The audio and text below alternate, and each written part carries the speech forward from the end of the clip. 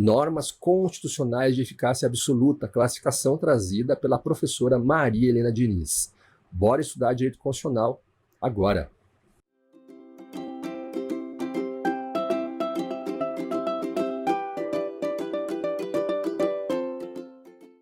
Muito bem, a professora Maria Helena Diniz, ela traz a mesma classificação no que diz respeito à eficácia das normas constitucionais trazidas pelo professor José Afonso da Silva, ressalvadas aí algumas particularidades de nomenclatura. Ela também traz uma classificação que o professor José Afonso da Silva não traz, que é a eficácia absoluta das normas constitucionais. Então vamos ver aqui, na nossa apresentação, essa diferenciação, né? As normas constitucionais, segundo a classificação da professora Maria Helena Diniz, se dividem em eficácia absoluta, que a gente já vai estudar. As normas de eficácia plena são as mesmas do professor José Afonso da Silva. As normas de eficácia restringível são as normas de eficácia contida na classificação do professor José Afonso. E as normas de eficácia relativa complementável são as normas de eficácia limitada. Muito bem, e o que seriam as normas de eficácia absoluta? Segundo a professora Maria Helena Diniz, normas constitucionais de eficácia absoluta são aquelas que, além de possuírem eficácia imediata, que não dependem de regulamentação para a produção dos seus efeitos, fazem parte do rol das chamadas cláusulas pétreas, aquele núcleo imutável da Constituição, como, por exemplo, a forma de Estado federativa, o voto livre, secreto, universal e periódico, a separação de poderes, os direitos e garantias individuais, estão lá no artigo 60, todas essas cláusulas pétreas estão no artigo 60, parágrafo 4º, incisos 1 a 4 da Constituição. A importância dessa classificação está no fato de que as normas constitucionais de eficácia absoluta, por fazerem parte do rol das cláusulas pétreas, serem as próprias cláusulas pétreas, elas têm a sua capacidade de produção de efeitos muito mais intensa. Como não podem sofrer emendas, quer dizer, não podem ser modificadas, elas têm um teor de solidez normativa muito mais forte, porque está sedimentando a obrigatoriedade dos seus preceitos. O legislador infraconstitucional não pode alterá-las. Então, elas representam o núcleo duro da Constituição. Não se mexe, por isso mesmo elas têm eficácia imediata, integral, plena, mas muito mais forte, né? Muito mais intensa, de caráter absoluto mesmo. E as normas constitucionais de eficácia plena?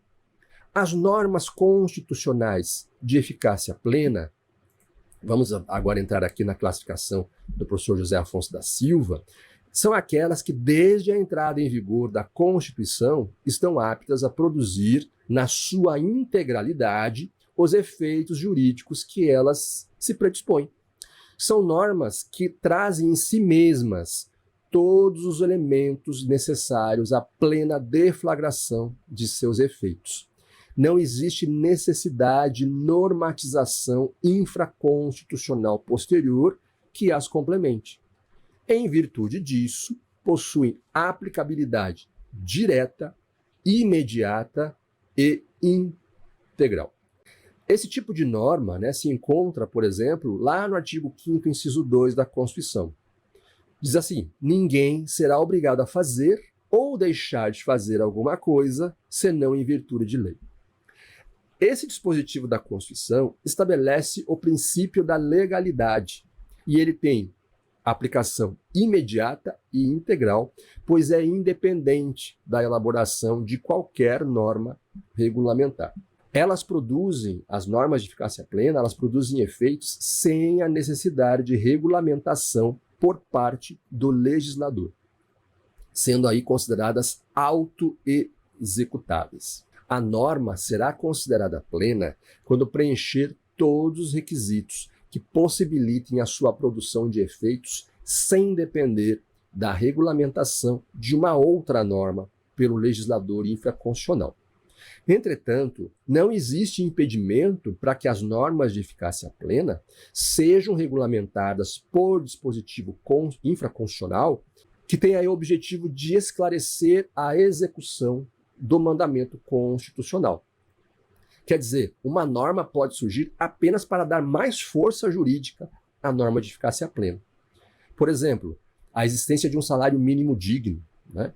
Ou o meio ambiente de trabalho que respeite a dignidade humana. O trabalho deve respeitar a dignidade humana. Então está reforçando o caráter da dignidade humana, que é amplo, não precisa de norma infraconstitucional que explique o que é dignidade humana. Mas apenas aqui nós podemos ter um dispositivo dizendo que o trabalho deve ser digno. O que se proíbe realmente é que ocorra a diminuição da eficácia da norma. Quer dizer, ela é plena, ela não pode ser diminuída, né? Nesse caso, o auxílio de outra norma não seria necessário para a produção de seus efeitos. Então, vamos citar alguns exemplos, né? Podemos mencionar aqui a norma que permite a acumulação remunerada de 2 cargos públicos, desde que exista compatibilidade de horário. Está lá no artigo 37, inciso 16 da Constituição.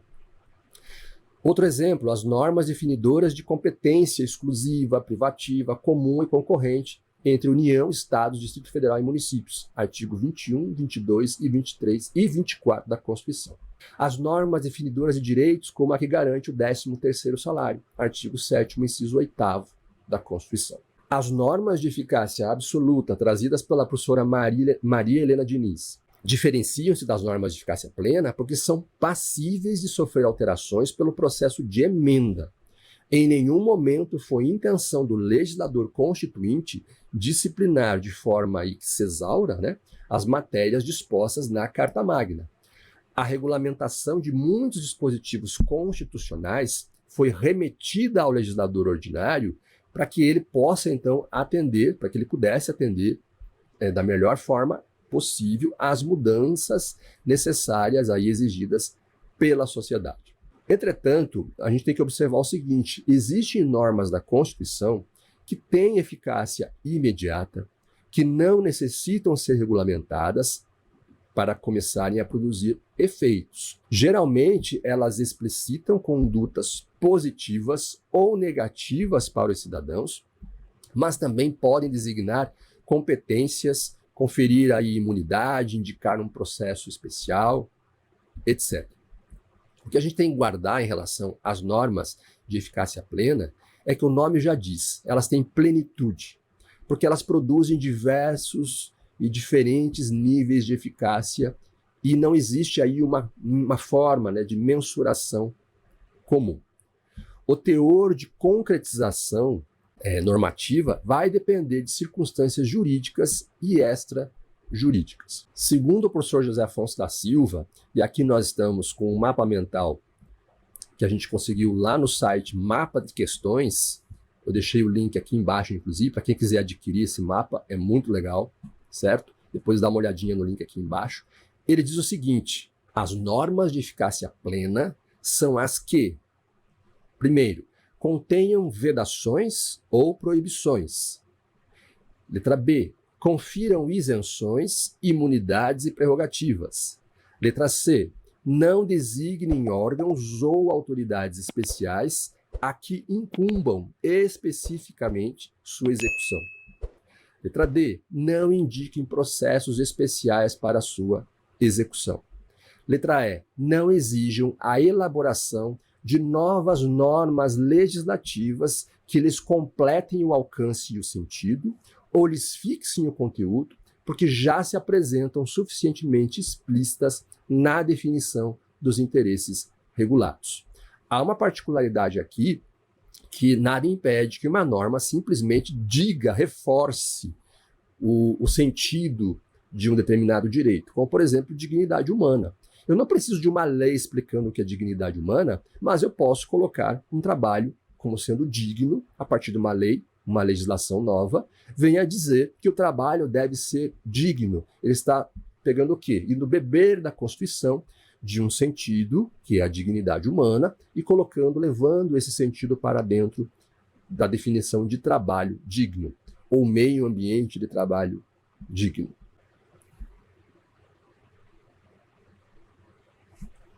Ainda segundo o professor José Afonso da Silva, As normas constitucionais de eficácia plena são aquelas que, desde o momento de sua entrada em vigor na Constituição, elas estariam plenamente aptas a produzir todos os seus efeitos jurídicos.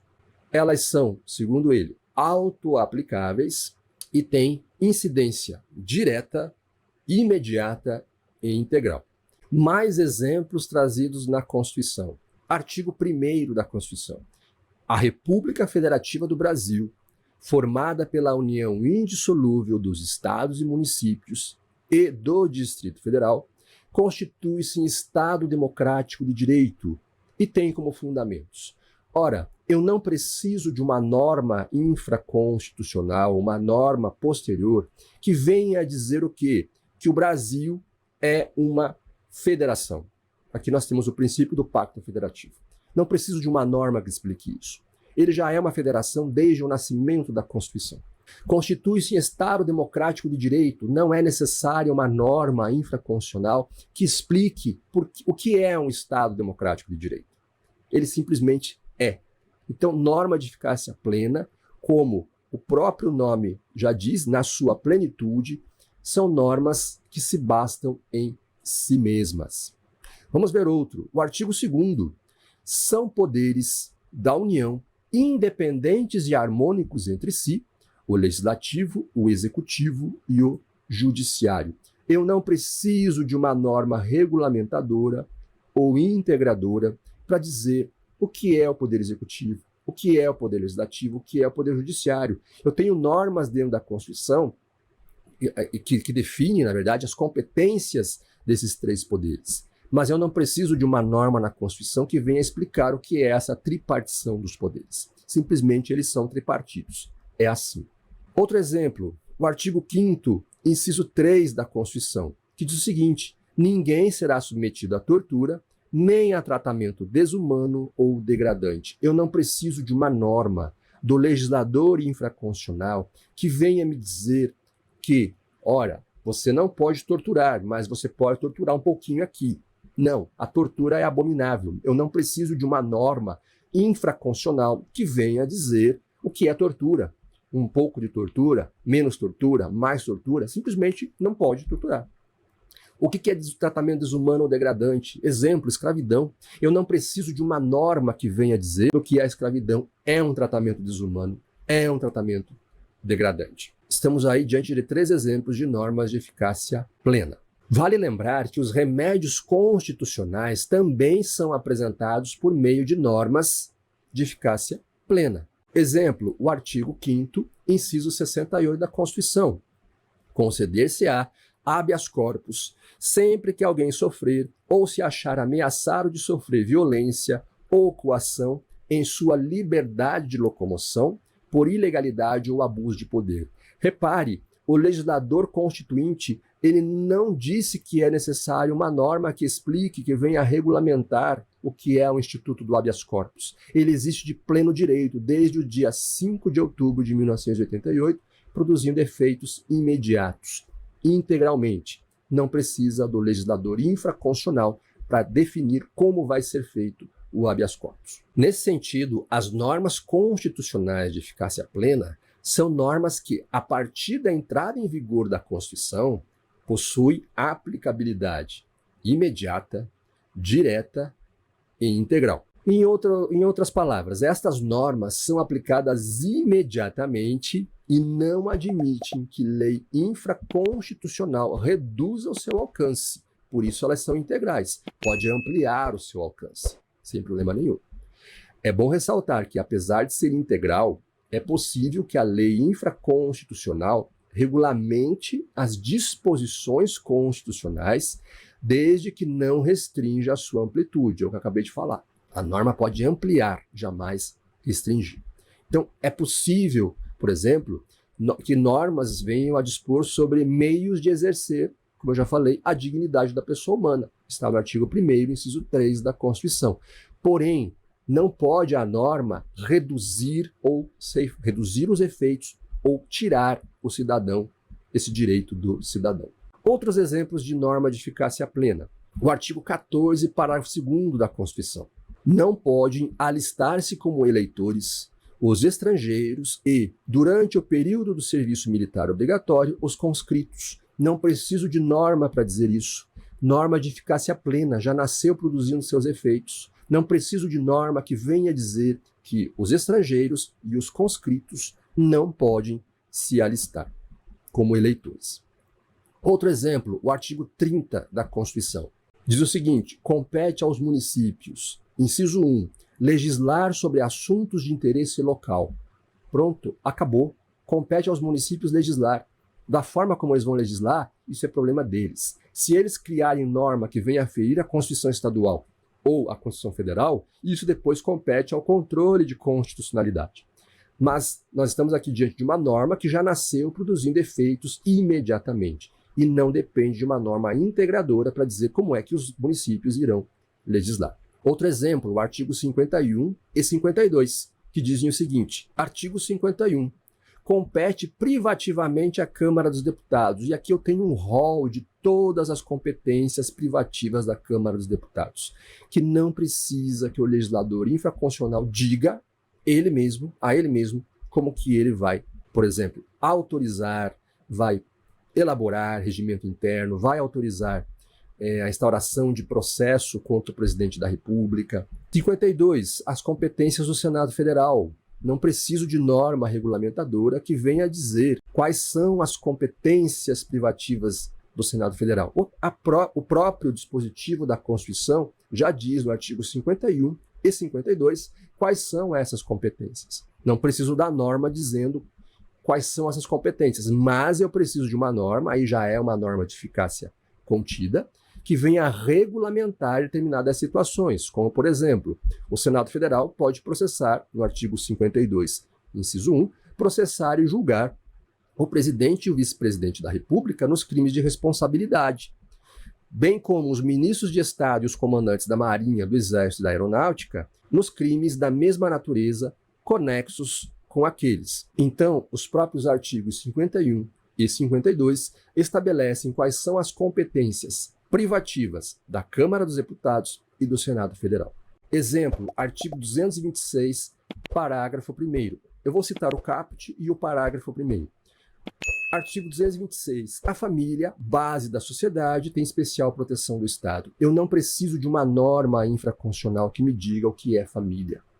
Eu também não preciso, lá no parágrafo 1º, diz o seguinte: o casamento é civil e gratuita a celebração. Eu não preciso de uma norma dizendo de que forma vai ser realizado o casamento gratuitamente, o casamento civil gratuitamente.